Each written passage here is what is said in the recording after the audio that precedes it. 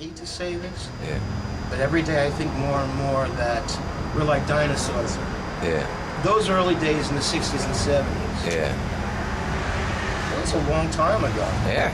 It's like, And you will never rival that again. Yeah. I think we all got the best of it. well, I ask this of everybody, as far as the scene, what or lack of thereof of scene, a cohesive scene back in '79 and '85 down here in South Florida. Do you think that could ever happen again? And would you want it to? Or, Well, in retrospect, there was very few bands. There was about 8 or 10 bands, and we all knew each other. right. We played Churchill's Flames, 27 Birds, Tobacco Road. That was all there was to play. Treehouse. Did you ever play the Agora? No, I never did. You never did play the Never Agora? played the Agora. Okay. Now there's more bands. There's Yeah. hundreds of bands now. Yeah. But there's very few places to play. Right. Alligator Alley, Churchill's. Everything else is in the Poorhouse. Courthouse. Yeah. Very few. Most of the A clubs got sucked into the Seminole Casino Right. trip, Yeah. and they're over there. Yeah. 10, 12 bucks for a beer, stuff like that. Right. So a lot of the clubs here closed, Yeah. and unfortunately, we lost a lot of good clubs. Yeah. And then It was like South Beach turned into, it used to be a senior citizen city. I remember when South Beach was boarded up, and you can get a room Yeah. for $7 a night there. Yeah. Yeah. And it was Back in the mid 70s. all those Art Deco hotels were falling apart. Until the first guy came from Italy and bought a hotel, made it a boutique hotel. Yeah. And then the gay community started coming down and opening up restaurants and closed stores. Yeah. People started flocking here, agents and photographers and models. Right. And when Miami Vice hit, Miami became the place to be. And overnight, it went from a ghost town to like the place The to be. place to be, right. That was a cool run. Right. When did Miami Vice? Was it like 80? 84. Yeah, okay. Did you ever Around that record it, or you ever remember sync from when they moved to 125th Street? Because it was like right near that studio. Greenwich Studios. Yeah. I lived right in front of it in Greenwich Yeah. condominiums, Yeah. 25th and Biscayne. Yeah. They used to record Flipper there. Yeah. They did the inside Miami Vice scenes. Yeah. But I was a security guard in the building that John Johnson lived in. Burt Reynolds let him use his apartment. Yeah. 110th in Biscayne. It was for Quantum Plaza. Anyway, I was the guy. I'd see Don Johnson leave, Right. and when he'd come home at night, I would give him one of this. Went by about 2 weeks. Yeah. After 2 weeks, every time he would see me, he would give me one of those. Yeah. And I had to go up into his apartment. Right. I had to leave a message for him. Walked around the apartment. He was very nice to me. He didn't have the greatest reputation at the time. Yeah. But he was very nice to me. Yeah. Handsome dude. Yeah. Good looking guy. Wonder whatever happened to him. Yeah, I was just gonna ask you that. Where did he go? He's kind of retired, I think, And what happened to Philip Michael Thomas?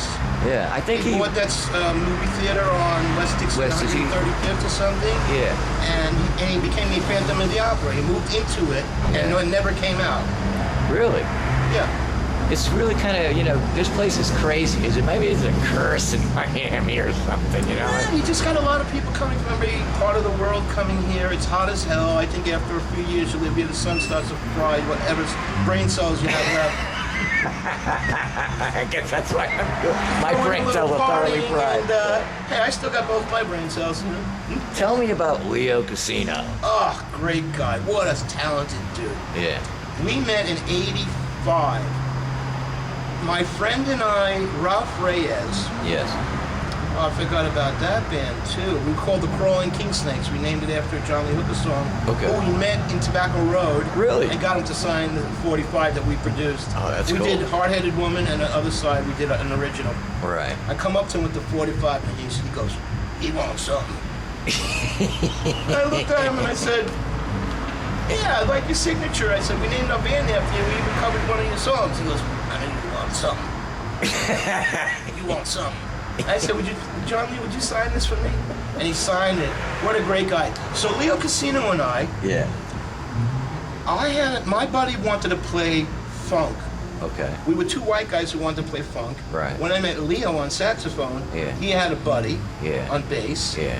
These two black guys wanted to play rock. Yeah. So we got together, Yeah. and that was when the first synthesizers came out with the Yeah. you Yeah. could play with the octaves and stuff. You would play saxophone and play the keyboard and do that. I recorded that too. Yeah. That was one of the greatest bands I was ever in. Yeah. I mean, that was the funkiest, man. I get chills when I think about it. Our friend Dave Jacobs Okay, yeah. is in touch with Leo, and Leo might be playing with Dave in his new endeavor. Rolling the Stone. Roll the Stones. Roll the yeah, Stone, really yeah. good band. Dave and I started a band called Tar and the Nicotines. Yeah, he told me about that. Did you ever see them? Did you ever No, catch but them? I remember the name. I never Yeah. got to see you guys. I think Yeah. I was out of town. Did you ever see my band, The Front? A long time ago. I remember going to a gig when you guys were playing with someone else. Yeah. But like I said, I was gone from 88 to 99. Yeah. Well, we broke up in 83, 84. You know, I remember your band though. Yeah. I do remember the front. Yeah, my original idea for this movie was The Front, the Rodney Dangerfield of rock and roll. We get no We respect. get no respect. But, you know, I shelved that to do an actual documentary cover, you know, all the bands and all the musicians, you know. Let's talk about the Psycho Daisies. Now there's a band. You know, I realize, you know, there's more than one Psycho Daisies. There's a Psycho Daisies in New Jersey There and are one in seven. England. There are seven. There's Mach 7. There's up to Mach 7. There's been 7 Psycho Daisies down here. Okay. I believe there is a Psycho Daisies somewhere in England. Yeah, there is. And in New Jersey. In New Jersey too? Yeah. They took from a Yardbirds song, I believe. Yeah. And when I came back from Seattle in '99, Okay. I knew that Jill was living down the block. She had Jill a house. Kahn. Jill Kahn Right. had a house down the block, 123rd Street, Right. 2 blocks away. Yeah. I had been dreaming of being in a band with Johnny and Charlie Right. for like 10 years when I was gone. Yeah. So when I came back, Yeah. I walked over to Jill's house, Yeah.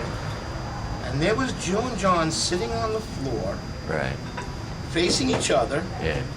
and he was teaching her how to play bass. Okay. It was a bad time for John. Right. Charlie kind of had enough of him, and no one would play with him. Right. And I went looking for him. Yeah. Found him in the park, Yeah. and had a little chat with him. Right. And I started bringing over my snare drum and sticks in Jill's house. We started practicing. Right. And I started bringing over my hi-hat snare drum. So were you one of the original Psycho Daisies? No, I was like Mach 4. Okay. There was Charlie, which in the Eggs, which morphed into the Psycho Daisies. Right. There was, and that was with Marco, Fro Schneider, Johnny Galloway. I can't remember who was singing.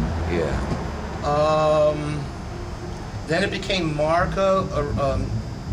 Fro Schneider left for California. Right. Marco and Johnny were Right. playing with anybody, you know, that they could collect. Both to of them are help gone now, record. right? Yeah. They're both gone now. Marco passed away. Yeah. My buddy Johnny That's Marco Sticks Pettit? Galloway Marco passed Pettit? away. Yes, Marco Pettit. Yeah. Johnny passed away, and he came back down here. Yeah. Yes, I really miss him. Yeah. Was a great guy. Yeah. We had so much fun. That's another reason I'm doing this, is to mention these people. There's You know, so many to people say, who you were know, gone. thank you to them in a way. Johnny Sticks was an amazing drummer. He was like a Yeah. bulldog. Oh yeah. Played rim shot like I do. Yeah. Just the beat. Right. Like Charlie Watts. Yeah. Never did any fills. Was an amazingly solid drummer. Charlie loved that. Yeah. That's why he likes Mike Gulo so much. Mike plays Yeah. very much like Johnny. Mike Bulow is one of my favorite Nice. contemporary Mike is a drummers great here. guy. Yeah. We shared, Mike and I shared drum duties with Mark of Mr. Entertainment and the Pookie Smackers. Talk about